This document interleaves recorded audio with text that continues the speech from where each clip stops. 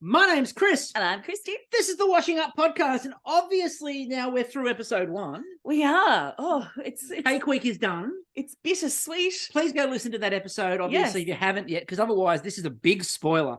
A really big spoiler, because, ladies and gentlemen, Guillermo!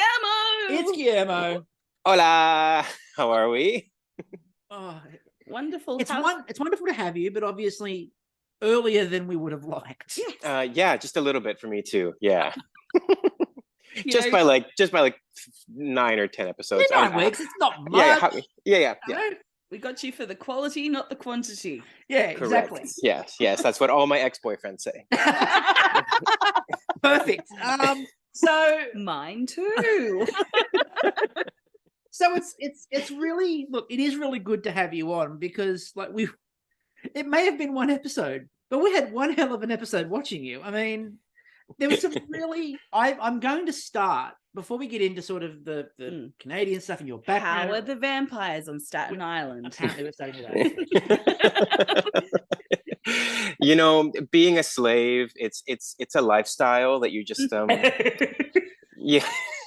I'm so glad you got a bit of leave, and I assume it was like, the call back home. And if people don't know what we're referencing, it is What We Do in the Shadows, where there is a lovely Guillermo as well. And I think that, Harvey Guillén would look good in your dinosaur Jumper. Yeah, it'd be perfect. Yeah. And vice versa. There's a lot of his wardrobe that we should just go swapsies. Yeah, exactly. Yeah. No, it was like Kristie was very excited when we looked at the season, and it's like, there's a Guillermo. It was just I was really excited to also just like tell people how to pronounce my name. Yeah. Okay. Helpful. Would you like us to do that? Like Guillermo. Okay. Okay. Guillermo. Oh God! Like I've had like Giggle and a Marimo, and I'm just like, how many extra letters are you adding into this? Like, just read what's there. Yeah. Don't add. It's just like Giggle and a Marimo sounds like a sort of a holiday spot just off the coast of like Italy. Yeah. Where are we going? Are we going to Giggle and a Marimo?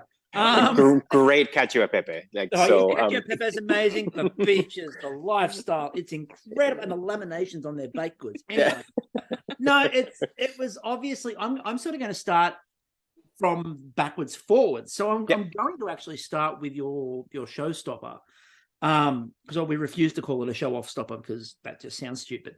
But you said it. I said it. You didn't. You didn't. No. You are fine. But.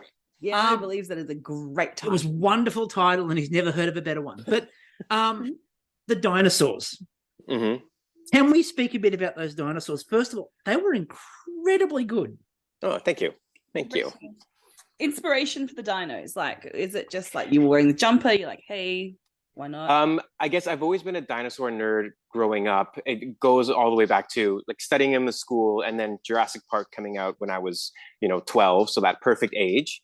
Yeah, and I was the same age. Oh my God, you look so young. it's just greasy skin doesn't crack, so that's all.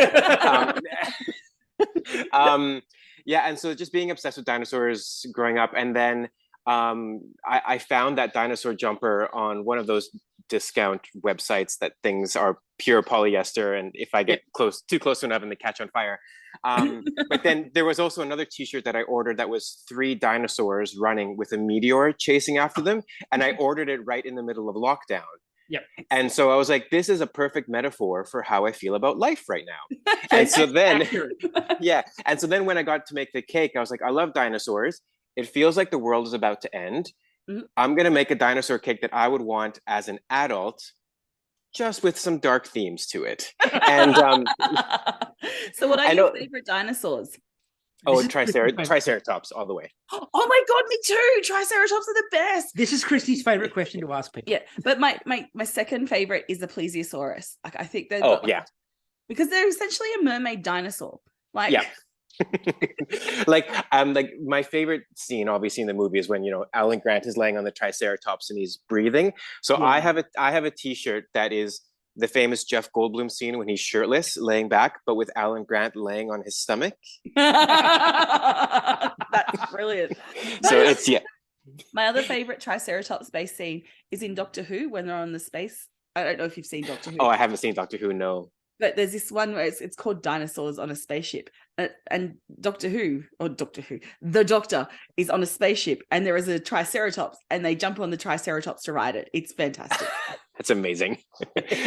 I'm still disappointed that they cut out the baby Triceratops scene that was in like the book, and they made the baby Triceratops for the movie. They just never actually filmed the scene. So there's a little Google deep dive you can get into if you want. That's disappointing we missed out on that joy. And obviously, as you mentioned before, those jumpers that you bought were like the cheap polyester. Good thing to get near a fire.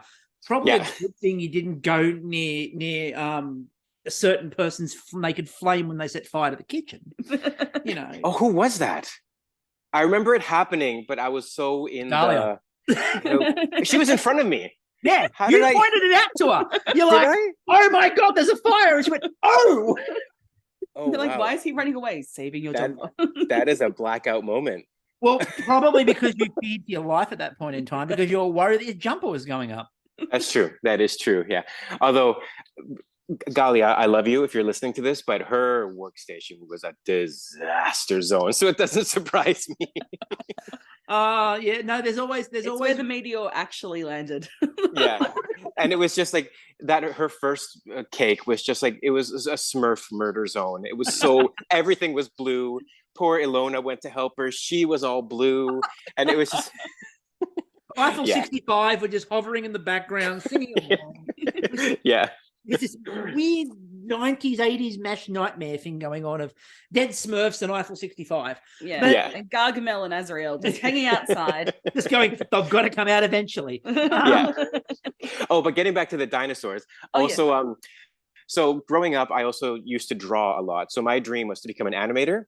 And so like cartoon aesthetic was kind of my thing, which you would have seen in episodes 2 and 4 and 5, but here we are. So that was kind of my thing going forward. Was kind of the because I'm by no means a fancy cake decorator. I like when I turned around at the end of the showstopper and turned around and looked at everyone, I was like, oh man, that's okay. This is a thing that's happening. So I was like, okay, at least it's completely different. It's not being compared to anyone else's. So at least there was that. It was an interesting, for me, it was an interesting one because the brief being the idea of show off and the idea of showing off.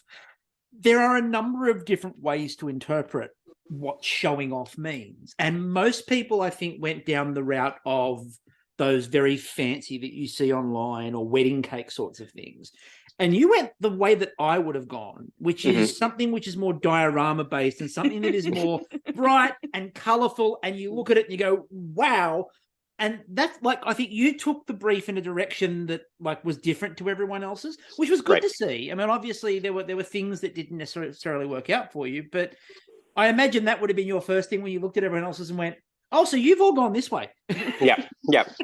And I was like, so you're over there. I'm on the other end of this like lot. So, okay, great. Done.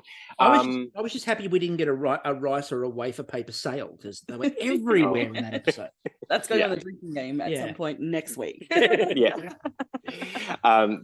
it was, and also foolishly, because I'm going to yell at myself. I yelled at myself while watching it because I was like, you did what you yell at other people for doing is changing the recipe. Because originally I had 2 flavors of cakes, but I was like, I'm going to run out of time. I want to make sure both dinosaurs are made. I'm just going to make 1 flavor of cake. Then it just... Yeah, the flavor. Because originally it was going to be 2 alcohol-based like cocktail-based cakes. That would have won. Because that was the whole theme was the world is on fire, have a cocktail. Yeah. And booze in a bake, as we all know, booze in a bake is traditional. It's traditional. Yeah. So I edited myself to a detriment. You edited yourself out is what you did. Correct, yes. Yeah. I took the Coco Chanel thing a little too far. Correct, yeah. To the point you were walking down the street I think I removed a bit too much. Yeah, exactly. Yeah. But it was I really said I appreciated the fact that you did that different take. in terms of going with that more bright. And again, the other cakes were absolutely lovely and stunning, and the work that went into those was impressive. But every now and then you want something that just looks really bright and fun. Yeah. And looks incredible. And again, if you'd gone with those two tiers and the two different flavors, maybe. And the end of the world doesn't have to be dreary and dismal. No, It can be. Should be a party. Should be a party. I really feel that the only thing we're missing though is we need a bit of like a RuPaul kind of like judges panel, because you gave so much. Like, it's the nicest show on TV, and yet you've got like, oh my gosh, that was like, like the end of the world, or that, like there are so many things that we could say about the cake being a disaster. Yeah. In these metaphors. But we can't. It's a beautiful show. Well, we can, but yeah. We can. We have no contract and no paper. There goes Guillermo, like the dinosaurs. Yeah. What you did in sort of, and I mentioned it on the podcast the other night. What I did like was in the first challenge, you sort of second guessed yourself when you said mine seems simpler than everyone else's. Mm-hmm. And I'm wondering if that's a problem. Whereas in that first thing for Cake Week, traditionally, doing something simple but doing it really well is good, because quite often with Bakeoff, you don't want to jump out to the front early. You want to just be mid-pack where they vaguely mention your name once in an episode. Yeah. That's all you want. Yeah. And then episode 7, people are like, who is this? That they're like, are they in there? Have they been there? You don't Yeah. want to be on the radar at all. So like that idea when you sort of went, I've done this really simply and I'm worried about, though, that this is too simple. For that first cake, there is really no such thing as too simple. And also the brief for that first one is just kind of telling your story. And I was like, I didn't really want to complicate it too much. I was like, here's the story I want to tell. So why complicate it? Yeah. I'm Canadian. Let's make that obvious. Yeah. Yeah. I'm Canadian. I thought it was subtle. What do you mean? The giant maple leaf on it? I loved the fact that you felt the need to put the maple leaf on it at the end as like no, I'm really Canadian. Just in case you didn't know. If you can't hear it, yeah. Yeah. Look, I felt it just needed some moose horns. Is that what they yeah. Look, I ran out of icing and didn't make the pom-pom. We weren't getting moose horns. So. Okay. Guillermo's like, I need to prove I'm Canadian. Let's write Wayne Gretzky's records out in icing, and we'll just put them up on a board. There you go. I'm very much Canadian. On a bear claw.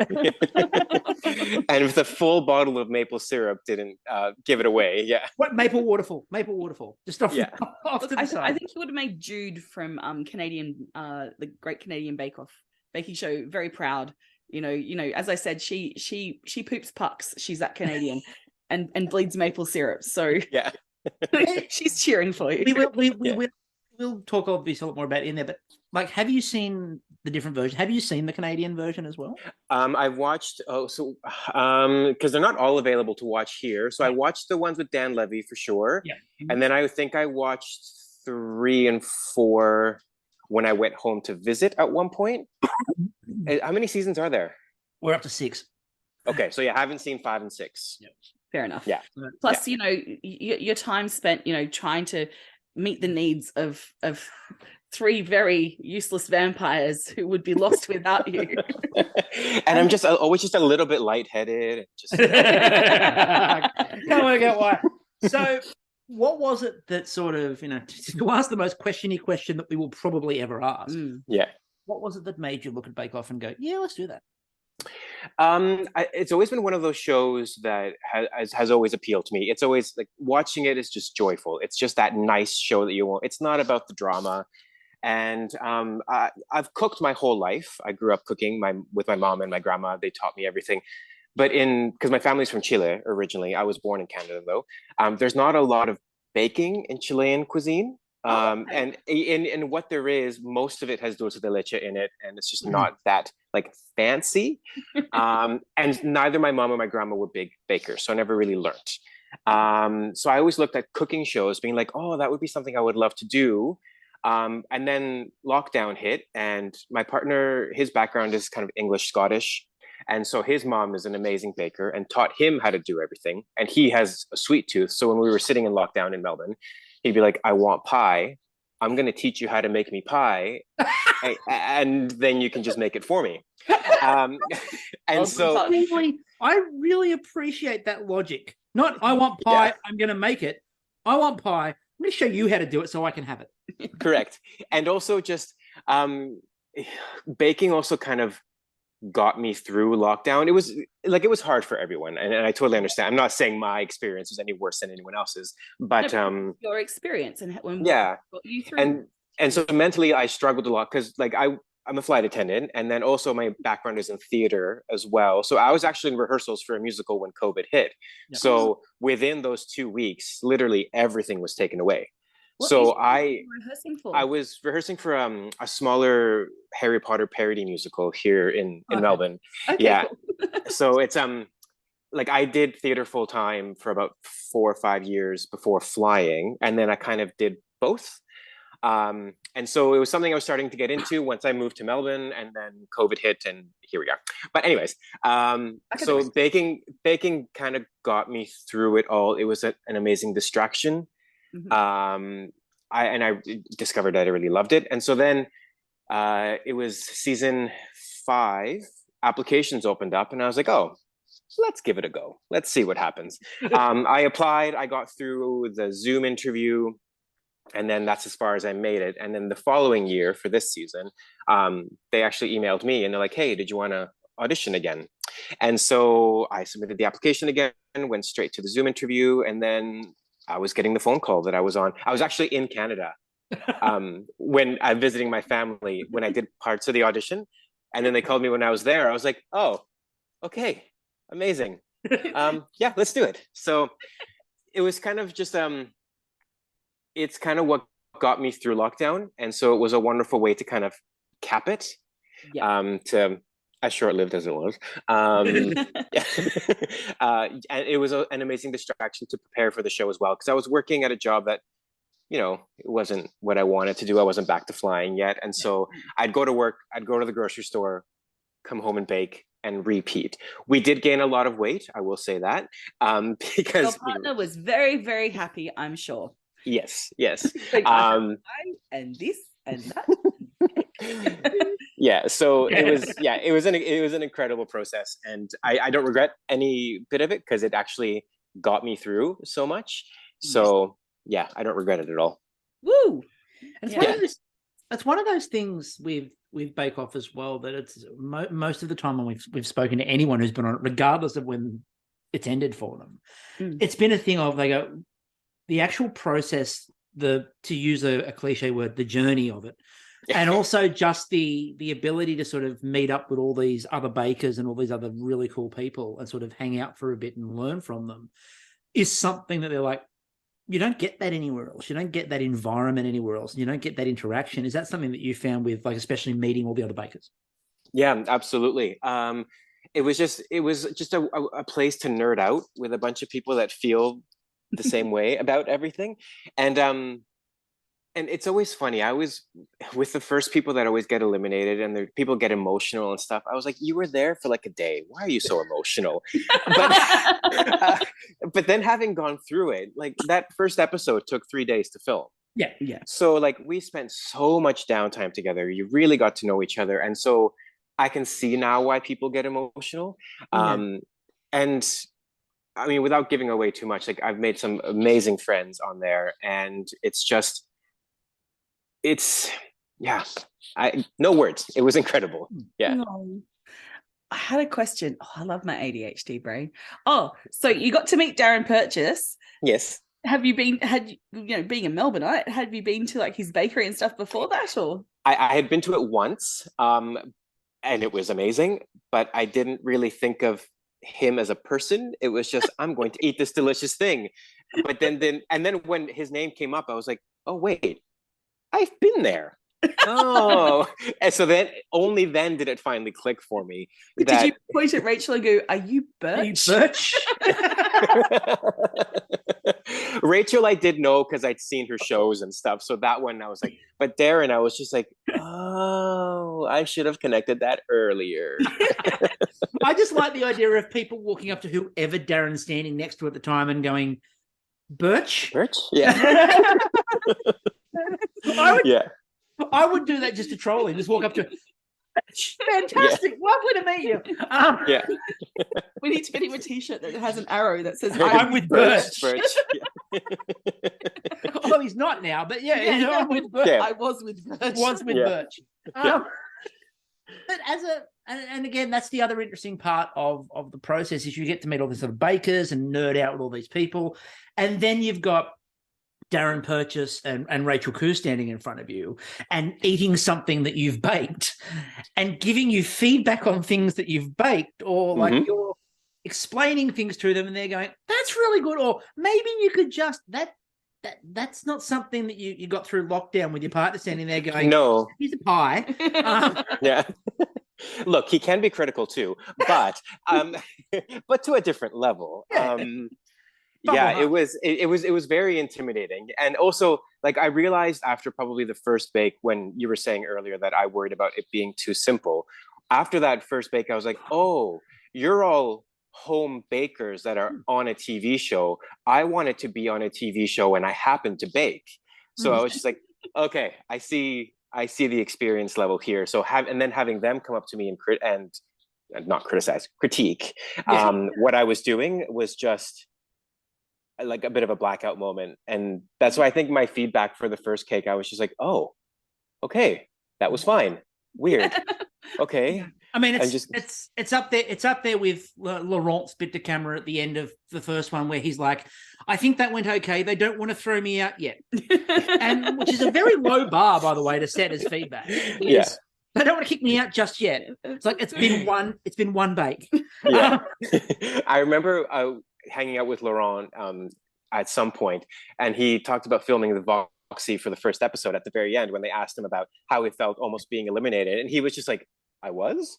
Like, no concept that he was near the bottom in that first episode. Like, I don't. What do you really? Yeah. Hang on a minute. Yeah. I need to breathe. Yeah. Yeah, that was great. Yeah. Very Laurent. Yeah. The other thing I find it really interesting to find out from everybody how they prepare for is how the hell do you prepare, especially when you're talking about, really lockdown was where you sort of started to really hit baking. How do you prepare for a technical with that sort of where you're like, okay, so we've left bits out and you haven't seen it, and good luck. By the way, your cake might explode. Yeah. Go on. I made myself a list of what are some things, thinking back on all the series of the show, that classically just kind of like end up in things like creme pâtes and like choux pastry and stuff. So I just like made this list. And I said, I'm just going to practice all of them. I spent a lot of money on dairy and eggs and flour, but I just practiced all of them. And I was like, okay, I have a general knowledge of everything, so I can probably figure it out. Unlike the British baking one where they just said, make the lemon meringue pie, which I was like, yeah. Canadian did that in one of their more recent ones too. They literally just gave them a simple instruction, and that was the whole challenge. Yeah. So I kind of covered all of my bases roughly and hoped for the best, which here we are.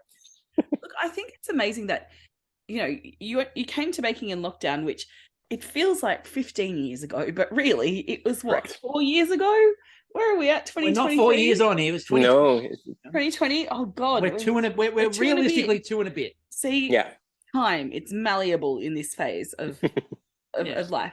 That's only 2 and a bit years ago that you came to baking, got to the point where you have the skills and confidence to get onto the Great Australian Bakeoff. Yeah. And share your dinos with the world. Like it's just so cute and wonderful. Yeah. I think it takes, I want to say balls, but as we know, it's really the labia that is correct. You just flick those things and we fall down. So it's yeah, exactly. Yeah. Crippled for months of not moving. It's like that. Betty White's, grow a vagina. Yeah. Take a beating. You were a super vulva. Yeah. There we go. There's a shirt for you now. There's some merchandise. You're a super vulva. Yeah. Is there a cape? Yeah, it comes in 2 parts. This got blue really fast. Okay. Yeah. Not as fast as I have very limited. I have very limited. I have very limited knowledge, so you'll have to tell me. Yeah. I was about to say not the area of expertise. It also, unlike most, has a hood on the cape. Oh. Oh no. So baking. Yeah. Oh, good times. It's really, as I said, I think it's a daunting task, obviously, to go in there and suddenly have to perfect all these skills. And the other interesting thing was, you did say you did a list of, this is usually what you sort of see. And we've joked around for years that if you're planning to go on Bakeoff, just go back and listen to the run of things we say to do on the podcast. Yeah. And if you just listen to what we tell you to do on the podcast, you could probably use our episodes to navigate through the series. But the thing that changed that up this year, it's not our top marketing tool. It's really about the vulva cape now. Now it is. But one of the things that I think made it difficult from an outside perspective, is if you've watched previous seasons, you know what Matt Moran likes, and you know what Maggie Beer likes. And then you've got Darren Burgess and Rachel Koo, and you're like, well, I've seen what they do. Yeah. But you have no idea. Yeah. Yeah. So did everyone sort of have a bit of that vibe going in of, I don't actually know what to anticipate? Yeah, and because we didn't find out who the judges were until we got there. Oh, wow. Yeah, so the day before filming started, we all had like a meeting in one of the boardrooms in the hotel where we all met each other. We met the producers and everything, and that's when they told us who the judges and the hosts were. Yep. And so we were like, oh, okay. Oh, or was it? Or may not have been then, but it may have been a couple of days prior. But all of our recipes and everything were already prepared and done. Yeah. Like there wasn't a lot of chance suddenly to change there's anything. people suddenly there's people going, bubblegum, chili, it's all back on the table. It's back on the table, yeah. I can do it. I even had, not to give anything away, but for the biscuit episode, I'd even planned a shtick that I was going to do with Matt Moran. And then he was gone. And I was like, no, my shtick. I wrote a sketch. Sketch. I'm hoping now that it was like some lamb-based, like, cartoon. No, it was just gonna be some flirty, make it awkward and weird situation. Nice. That I remember telling some of the producers, and they're like, he would have loved that. I was like, well, missed opportunity. Here we are. Just go down to Aria and just like walk in the door and go, hi Matt, you don't know me, but can we just back and forth this a little bit? Yeah. Or we can back and forth. Oh, no, through Aria, we're going to the country pub. We're going out back this way. You know? Rockley pub, everybody. Rockley pub. Don't worry about this camera crew that I've brought with me to document it. It's fine. It's fine. I'm going to drop this into an episode. Why, yes, that is Chris and Kristie. They're here for the ride. And yes, that is a vulva cape, Kristie. Swearing. You can get yours now. Oh, no. We're actually going to have to merchandise this. Oh, no. Good thing we've got someone who can do design here. Excellent. True. Yeah. Do the design for us. But yeah, so in terms of like going back now, so I'm assuming you're back now in flying, you know. Yep. I mean, as a job, I don't mean like jumping off cliffs and waving your arms. I mean, in his vulva cape. Okay, I'll leave the vulva cape alone. The rest. Yes, I am back in disguise, which is lovely to get that part of my life back. I'd like to get some more performing under my belt as well, but all in due time. I just needed to get one part of my life back in order before trying to add something else. So yeah, if flying is good, and it was nice to get flight benefits back, because with all my family back in Canada, and with lockdowns and borders shut, like it felt like I was even further away than we are. So I met my nephew when he was just under 6 months old, and then I didn't see him again until he was 2 and a bit. Oh my God. So yeah, so it's it was really hard. So it's nice to have that back. Yeah. And also just for my partner and I's lifestyle, like we've traveled so much. I've flown our entire relationship. So, and his family's back in Canada as well, and we have friends in the UK and stuff. So it's nice to just have that part of our life back. So it's good. Are you trying to workshop so you can get like some of your baked goods put onto like the trolley instead of like the pre-prepared snacks? I mean, they currently serve some of Maggie Beer's stuff, so I can't really compete. Oh, she sold the business, so you can go for it. She doesn't own it anymore. Although I will say, I picked up her salted caramel ice cream on board the other day, and I was like, I know her. Hi, I know her, but it's We're old friends now. we're all Yeah. no. And the other thing I'm sort of want to dig into a little bit more, which is not baking related, is you mentioned the theatrical side. This is from a musical I'm family. from a very theatrical and did family, you know so- he's related to Greek? Oh yes, my my Oh. grandmother used to always carry on about that. You know, we're related to Greek. If anyone's ever seen, I've mentioned this before on the pod. If anyone's ever seen Keeping Up Appearances, the English show, Hyacinth Bouquet, basically a clone of my grandmother. And that was always her. To the way that, you know, she calls out to Richard, her husband, was the way that my grandmother called out to my grandfather. Mick. It was just this, absolute exact layover. Yeah. It was perfect. But yes, from a theatrical background, are there any shows or roles that you'd like to do? Now's your chance. Pitch. Yeah. The one dream role and I might be getting too old for it now, but Seymour in Little Shop has always been. Not too old for Seymour at all. Yeah, that's been my one. That's my like dream. Oh. I have other little ones here and there, but yeah, Seymour is the one that I've Well, always Seymour- wanted to do. The benefit with Seymour is that, you know, while he's supposed to still be sort of like youngish, but you can get away with that because like he's lived on Skid Row his whole life. And, True. no, Yeah. but he's lived on Skid Row his whole life, and you don't actually get a definitive age on how old he is. He's just been Correct. beholden to Mr. Mushnick the whole time, so you don't know. He could realistically be any age in there. That's So true. Yeah. You can definitely get away with that's definitely doable. I'm here for it, and I think you should make Mr. Mushnick's the plant. No, No? that's the guy who owns the plant shop. Yeah. Audrey too. Oh, that's Audrey it. too. Yeah. Audrey too. Yeah. Okay. I see. And I always musical like- adjacent. I always like Yeah. seeing different productions of Little Shop of Horrors because I like seeing how they do Audrey too. Yeah. And Depends on the budget. Depends on the Correct. budget as to what you get. I have seen You it could done with a bake remote an control. Audrey too. You could bake an Audrey too, like, and have someone you could pop out of Audrey. The irony of baking an Audrey too that can be eaten. Eaton. Yeah. There is an irony to a baked Audrey too that knows no bounds. Yeah. Yeah. That would be Um, spectacular. But you yeah. could imagine the flavors you could use. You could use actual plant flavors like pandan and matcha. Matcha.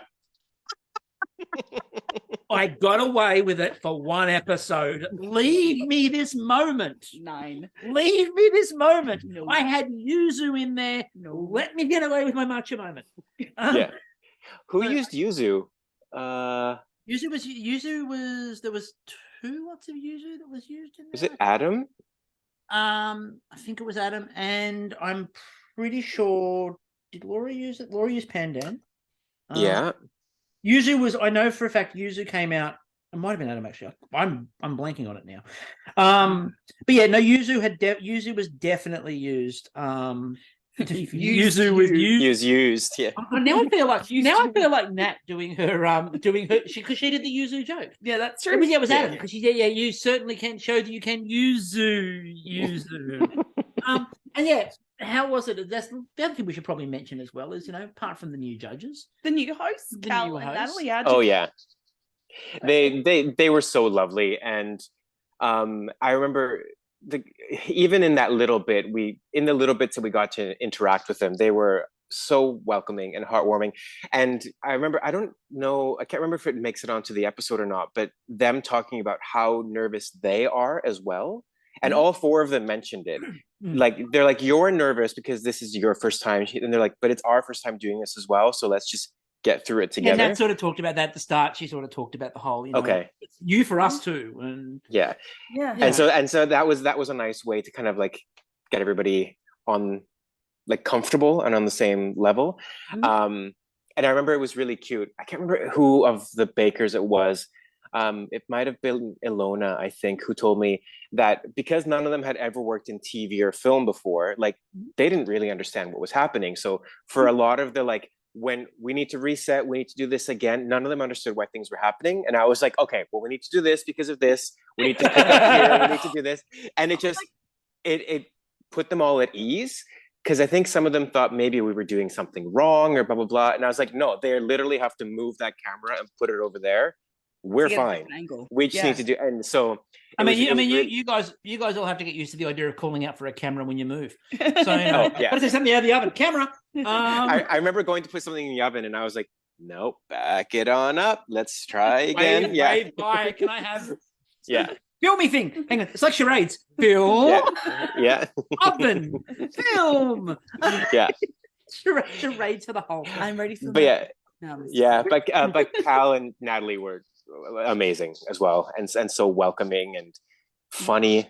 Like when you see those like single shots of the bakers laughing, at least mine were all genuine because That was it was really good, and I said they were really good. And I've mentioned before, I've been a massive fan of Nat for years on community channels. She's just absolutely been brilliant all over YouTube, and Cal's obviously the same sort of thing. I've loved Cal Wilson like from years ago. Like you probably like being from Canada, like you probably wouldn't have known like her early 2000 stuff, but she was around on the radio and Good News Week and all these kind of like comedy institutions before we really went to the digital age. Oh, but she looks so young. Maybe it's just because we're getting older and everyone that's our age, it's like, oh, we're the right age. Everyone else is wrong. Correct. No, it's the children who are wrong. It's the children. The youth are wrong. It is the youth. It is the children who are wrong. And there was that moment in that first episode of Cal having the conversation with Reem about Marie Antoinette. And because Reem talked about, as you saw in the episode where Reem talked about, I saw this great movie called Marie Antoinette, and the vibe was, and Cal's trying to talk to her about Marie Antoinette, and I can just see Reem going, it's a movie? It's a movie? And Cal told a couple of jokes and then just went, oh, you're far too young. Okay, we'll move. Although it's been quite helpful because we still have our group chat going with all of the bakers, and anytime one of us has a question about Instagram, we just instantly go to Reem. Reem, how does this work? We're like, you are the youth, please help us. If I need to do the ticking tock, what's the ticking tock and how do I stop it from ticking? Which dance is new, and should I be doing this with a friend? So my nail ladies do TikTok. They're like, I know, it's great. They're so lovely. It's Anna and bloody Tina, her name is. They're hilarious. They'll be like, Kristie, you need to see our latest TikTok. And they're these women in their 30s, like they've been doing like TikTok dances. Yeah. I'm like, I'm glad you have something you can do when it gets a bit slow at the salon. So. Well, so obviously, I mean, for RuPaul's Drag Race, I mean, I was really interested to see if they're going to make, there's a lot of parallels between RuPaul and Bakeoff. Oh, absolutely. So they're all about fracking. Exactly. They're all about fracking. Completely. It's all about fracking. It's all about delusion. Exactly. Yeah. They need to come up with the equivalency of the pork chop moment. I fully have called myself the pork chop of season 6. Oh. Yeah, so that means in a future series though there'll be the pork chop lounge and it'll be named the Guillermo Lounge in your honor. Correct. Or just bring back all the pork chops and just do a series with just the pork chops. I mean, but from every iteration of Bakeoff, because there are some in from Canada that I'm like, I want to see what Andre does. Like he was playing guitar. Pierre, sorry, not Pierre. Andre won. You saw what Andre did. Oh my god, Pierre. No, but that was and that was from that first season, and we've always said that we've put to all the producers globally the idea of the first person going home should just be like a grip or like a camera person who they put in and send them home, so no one goes home in the first episode. Right. Like in that Canadian series which Kristie's talking about. Pierre, they made to make cakes, and he made a mousse cake. Right. On the time of year that they filmed in Canada. The double S, not like the double O. Yeah. And they MOU. Time of year they were doing it in that, and the pavilion, as we call it for Canadian, is a sauna. Boiling. Yeah. And so he made a mousse cake, and the second he removed the collar, it just went run everywhere. And that was him gone. And everyone in that series was like, oh, you should have had Pierre's baking. We all thought he was going to win. And then just something doesn't quite go the way you expect it to in episode 1. So you're like, no, not from every iteration, Kristie. Just the Australians. Just the one where I could possibly make it further than episode 1, please. He's like, I'd like to narrow this window for me if I can. That would be great. But, yeah. I mean, hopefully in the future they can like name a lounge after you. You can all come back. I mean, at the very least, yeah. The question though is if we do bring in the Commonwealth Games and Bakeoff, who will you represent? Who will you be competing with? Like, where do your loyalties lie? See, that's the thing, because I just became a citizen back in March, so I'm a dual citizen. So I was like, I don't know. Oh, like, you can be double agent. Just go and spy on both. Just do both. I mean, I sound Canadian. I eat Vegemite, so I don't really know where I fall. He knows how to say "took." Yeah. Yep. New Zealanders might claim you. No, not under any. And as long as it doesn't go anywhere near the American iteration, which don't even. It was just one series, that one, right? They've just done another one with a small number of bakers in the British shed with the British judges and the British everything, but they've just put some Americans in there.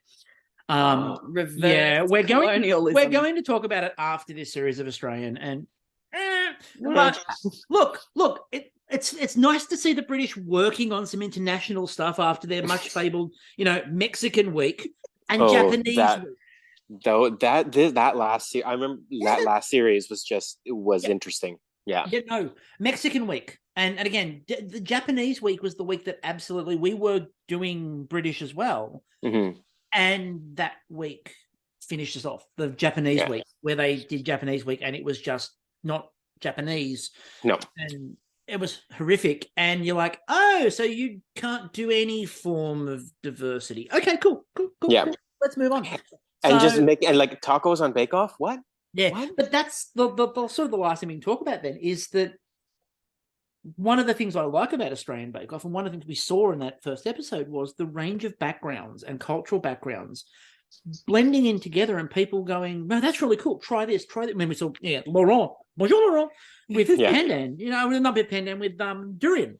And, Oh, that durian moment. Oh, I just remember all of us, it was a collective pause, heads up, and looked in that direction. And we were like, okay, so it is durian. And it was just like okay, let's. It was a moment. I'm glad it was like it was durian, not Julie, not Laurent, not. Yeah. But it was just like it hit us all at the same, because I think all the doors were open, so it wafted our direction on our side of the shed, and we're just like, oh wow, okay, yeah. But that again is really, for me, it's interesting because that's not something you'd necessarily see in other versions. They go, no, you just can't do that. Mm. Yeah. You have a tidbit.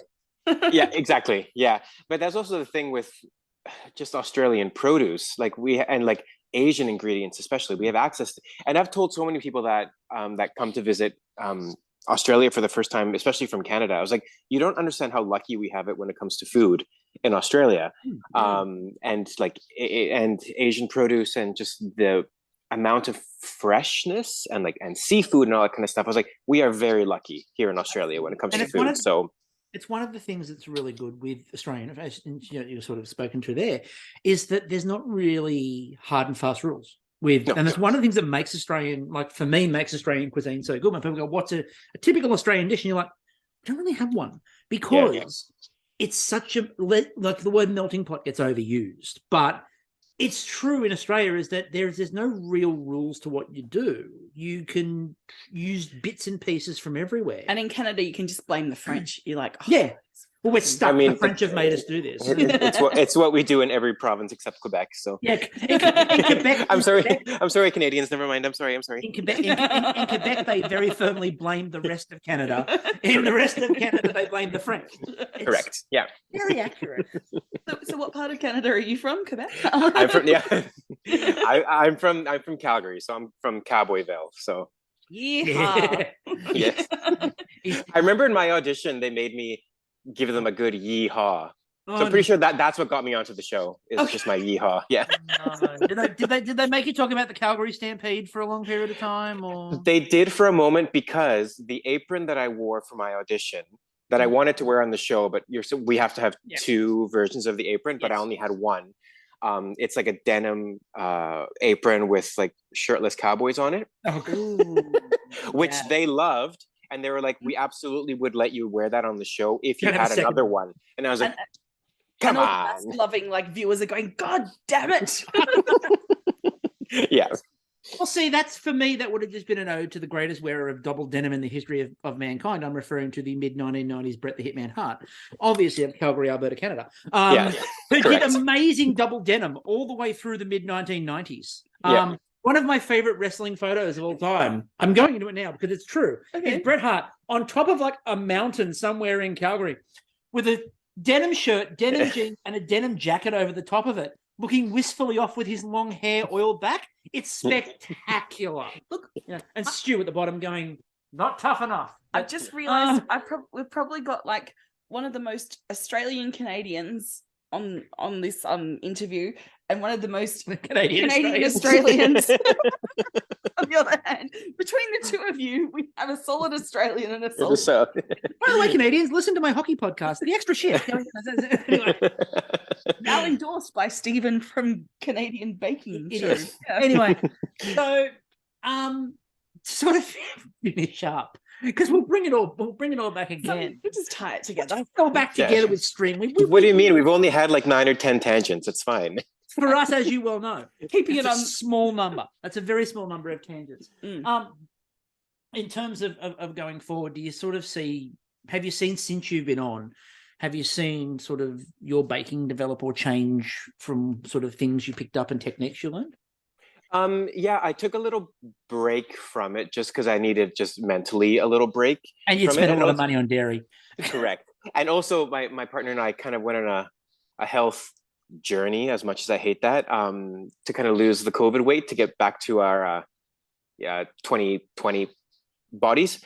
So I took a little break from it, but it's starting to develop again, and just I've learned so much, even just from the group chat that we have still going. Yeah. The way that they nerd out about meringue temperatures, I'm just like, this is incredible to follow along. And I'm getting a little bit more adventurous now, that I've kind of reached my goal weight again, and I'm excited to get out there and do a bit more. Yeah. Excellent. You've now got room to add on a bit more. I mean, my uniform has 0 stretch in it, so there's not a lot of wiggle room, but make you some cool lycra aprons. To sort it out. And I'm not good for fuel efficiency if I gain too much weight. So no, exactly. You need to be carbon neutral. Otherwise, he becomes his own carbon offset. Correct. Yeah. It has been an absolute delight and joy. Thank you so much for having me. Let everyone know where they can find you on the socials. On Instagram, I'm at GillyU, because Gilly's my nickname, so GUILLYU. And that's where I post random theater and film and baking and my dog. Woo! And travel. So, yeah. Yes. So thank you so much. Have you got anything to wrap up with, or No, I'm great. So thank you very much. You can find your vulva capes at that'll be on the store shortly. Okay, perfect. We'll add them to the mugs. Perfect. So we'll add them to the mugs. Thank you very much, everyone. Thank you, Guillermo. And until next time, I'm still Chris. And I'm still Kristie. And we will catch you all later. That's my fucking guy.